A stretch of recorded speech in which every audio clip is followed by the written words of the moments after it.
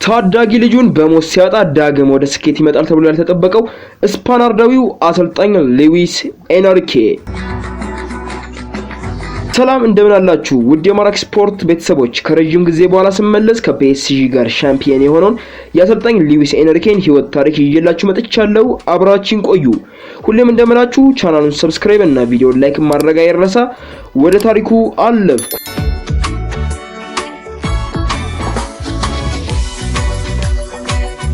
በቅርቡ ነው በአሰልጣኝነት ሁለተኛ የቻምፒየንስ ሊግ ዋንጫውን ያነሳው። ሙሉ ስሙ ሉዊስ ኤንሪኬ ማርቲንስ ጋርሺያ ይባላል። የተወለደው እንደ አውሮፓውያን አቆጣጠር በ1970 በግንቦት 8 በስፔን ጂዮን ከተማ ነው።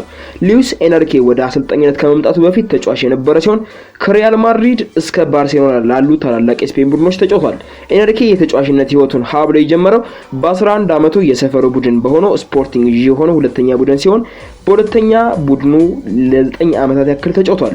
በኋላም በ1989 ዋናውን ቡድን ተቀላቅሎ ለ2 ዓመታት ያክል ተጫውቷል። በዚህም ሳለ ሉቾ የሚል ቅጽል ስም ተሰጥቶት ነበር። ኤንሪኬ የተጫዋችነት ጊዜውን በስፔን ታላላቅ ቡድኖች በሆኑት ባርሴሎና እና ሪያል ማድሪድ አሳልፏል። በመጀመሪያም ሪያል ማድሪድን ተቀላቅሎ ለ5 ዓመታት ያክል የተጫወተ ሲሆን በሎስ ብላንኮቹ ቤት በነበረው ቆይታ 157 ጨዋታዎችን ያደረገ ሲሆን 15 ጎሎችን አስቆጥሯል። ኤንሪኬ በማድሪድ ደጋፊዎች ይወደድ የነበረ ቢሆንም ከ5 ዓመታት በኋላ ወደ ተቀናቃኛቸው ባርሴሎና በማምራቱ በሎስ ብላንኮቹ ደጋፊዎች ጥሩ ትውስታ የለውም።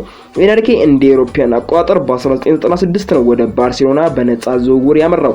ኤንሪኬ በካታላኑ ቤት የ8 ዓመታት ቆይታ የነበረው ሲሆን 207 ጨዋታዎችን አድርጎ 73 ጎሎችን ከመረብ አሳርፏል። ከዛም አልፎ የክለቡ አምበል ሆኖ በባርሳ ደጋፊዎች ልብ ውስጥ ዘልቆ ገብቷል። ኤንሪኬ በባርሴሎና የመጨረሻ ዓመታት ቆይታው ጉዳት ደጋግሞ ያጋጥመው ስለነበር ኮንትራቱን ማደስ አልፈለገም ነበር። ከቀድሞው ክለቡ ስፖርቲንግ ጂዮን ኮንትራት ቢቀርብለትም ውድቅ አድርጎት ነበር። ውድቅ ያደረገበትን ምክንያት ሲናገር ከዚህ በኋላ እንዳሰበው መጫወት እንደማይችል ስላወቀ መሆኑን ተናግሯል።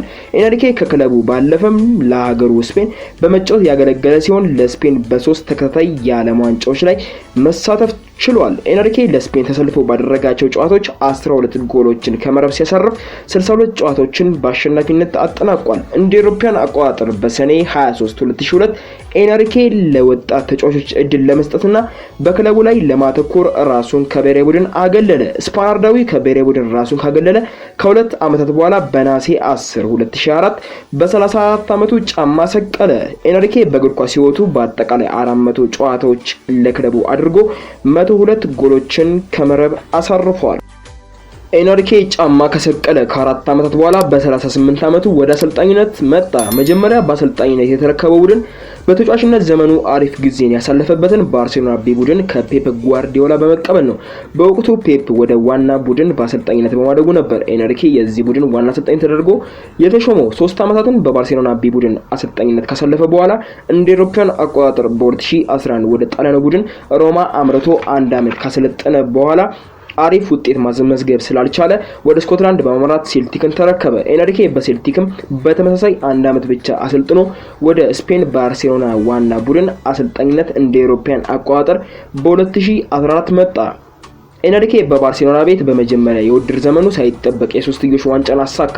በዚህን ጊዜ ኤንሪኬ የፈጠሩት የፊት መስመር ጥምረት የነ ሊዮኔል አንድሬስ ሜሲ፣ ሉዊስ ሱዋሬዝ እና ኔይማር ጁኒየር የአውሮፓ ቻምፒየንስ ሊግ፣ የስፔን ላሊጋ እና ኮፓ ዴላሬን እንዲያሳኩ ወሳኝ ሚና ተጫውቶላቸዋል። በቀጣይ የውድድር ዘመን ደግሞ ክለቡ የ2 ዋንጫ ባለቤት እንዲሆን ረድተውታል። ኤንሪኬ በባርሴሎና ከ2014 እስከ 2017 በነበራቸው የ3 ዓመታት ቆይታ ክለቡ የትሪፕል ዋንጫ እንዲያነሳና ስኬታማ ቡድን እንዲሆን አድርገውትም ነበር። ኤንሪኬ እንደ አውሮፓውያን አቆጣጠር በ2018 ከባርሴሎና በመልቀቅ ሀገሩ ስፔንን በአሰልጣኝነት ተረክቦ ማሰልጠን ጀመረ። ነገር ግን ከ1 ዓመት በኋላ በ2019 ሉዊስ ኤንሪኬ ያልጠበቀው ነገር ገጠመው። በዚህም ራሱን ከእግር ኳስ ለማራቅ ተገደደ። ሉዊስ ኤንሪኬ እንደ አውሮፓውያን አቆጣጠር በ2019 እንደ አይኑ ብሌን የሚሳሳላትን የ9 ዓመት ሴት ልጁን ዣን ማርቲንን በአጥንት ካንሰር ሞተችበት። በዚህም ምክንያት ሉዊስ ኤንሪኬ ወደ ራሱ እስኪመለስ ድረስ ከእግር ኳስ ርቆ ሀዘኑን ከቤተሰቦቹ ጋር አሳለፈ። ስለገጠመው ያልተጠበቀ ነገር ኤንሪኬ እንደ አውሮፓውያን አቆጣጠር በ2024 ስራውን ባሳየበት ዘጋቢ ፊልም ላይ የሚከተለውን ይላል። በህይወት ውስጥ በጣም አሉታዊ የሆኑ ገጠመኞች በጣም የሚያስተምሩ ናቸው። ሰዎች በ9 ዓመቷ ልጁ ሞተችበት ይላሉ። ልጄ ወደኛ ህይወት መጣች። ለ9 ዓመታት ገራሚ ህይወትን አሳለፍን። ከሷ ጋር ሺህ ትውስቶች አሉኝ። ራስን እንደ እድለኛ ወይም እንደ እድለኛ ቢስ ትቆጥራለህ ብለህ ብትጠይቀኝ ራሴን እንደ እድለኛ ሰው ነው የምቆጥረው። በጣም እድለኛ ነኝ ሲልም ተናግሯል። ዣንን ለማስታወስ ፋውንዴሽንም ተቋቁሞላታል። ሉዊስ ኤንሪኬ እነዚህን አስቸጋሪ ዓመታት ካሳለፈ በኋላ ዳግም ወደ ስፔን ብሔራዊ ቡድን አሰልጣኝነቱ ተመልሶ በ2020 የአውሮፓ ዋንጫ ቡድኑን ለግማሽ ፍጻሜ አድርሶታል። በመቀጠልም በ2021 የኔሽንስ ሊግ የስፔን ሁለተኛ ደረጃን ይዛ እንድታጠናቅቅ አስችሏታል። ኤንሪኬ ከ2022 የኳታር ዓለም ዋንጫ በኋላ ከስፔን ጋር ተለያየ። ሉዊስ ኤንሪኬ እንደ አውሮፓውያን አቆጣጠር በ2023 ሐምሌ ወር የፈረንሳይ ኃያል ክለብ የሆነውን ፓሪስ ሴን ጀርመንን በአሰልጣኝነት ተረከበ። በመጀመሪያ የውድድር ዘመኑ 3 ዋንጫዎችን ማሳካት ቻለ እና በቀጣዩ የውድድር ዓመት ማለትም በ2025 አሁን ባሳለፈው የውድድር ዓመት ፒኤስጂ በአስገራሚ ሁኔታ በመቀየር ወጣት ተጫዋቾችን ልምድ ካላቸው ተጫዋቾች ጋር በማጣመር አስገራሚ ተፎካካሪና ጠንካራ ቡድንን በመገንባት የአውሮፓ ቻምፒየንስ ሊግ ዋንጫን ጨምሮ 4 ዋንጫዎችን ማሳካት ችሏል። ኤንሪኬ ፒኤስጂ በታሪኩ የመጀመሪያው የሆነ የአውሮፓ ቻምፒየንስ ሊግ እንዲያነሳ ያደረገ ሲሆን በዚህም በፒኤስጂ የታሪክ መዝገብ ላይ ስሙ ደምቆ እንዲጻፍ ሆኖለታል። ስፓናርዳዊው አለቃ ሉዊስ ኤንሪኬ ከፒኤስጂ ጋር ለመጀመሪያ ጊዜና በግሉ ሁለተኛ የቻምፒየንስ ሊግ ዋንጫውን ያነሳ ሲሆን ልጁ ብትለየውም ወደ ስኬት ተመልሶ መጥቶ ልጁ ሁልጊዜም በመንፈስ አብረው እንደሆነች ከፒኤስጂ ጋር ቻምፒየንስ ሊግ ካሳካ በኋላ ተናግሮ ነበር።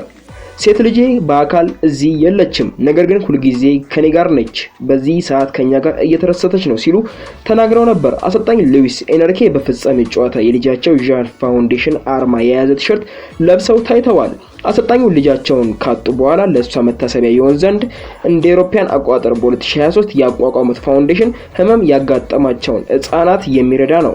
በአጠቃላይ የሉዊስ ኤንሪኬ ደስታና ሀዘን የተቀላቀለበት የህይወት ታሪኩ ለብዙዎቻችን መማሪያ ነው። አሰልጣኙ በአሁኑ ጊዜ 55 ዓመታቸው ላይ ሲገኙ ፒኤስጂን እያሰለጠኑ ይገኛሉ።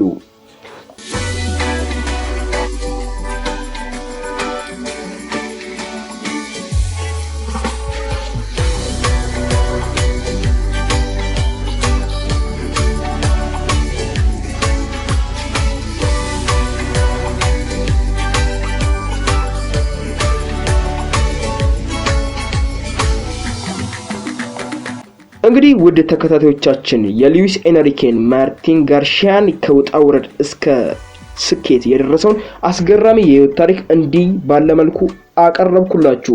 እናንተም ቻናላችንን ሰብስክራይብ፣ ቪዲዮ ላይክ ማድረግ አትርሱ። እንዲሁም ደግሞ በቀጣይ የማን ተጫዋች፣ የማን አሰልጣኝ፣ የማን ክለብ ታሪክ ይተረክ የሚለውንም በኮሜንት ስፍራው ላይ አስፈሩልን። እንዲሁም ደግሞ ቻናላችንን ሰብስክራይብ አድርጉ። 2000 ሰብስክራይበር ልንገባ ነው። ለ2000 ሰብስክራይበር እየበቃን ነው። እሱን አገዙ እንላለን። በቀጣይ እስከምንገናኝ ቸር ሰንብቱልኝ።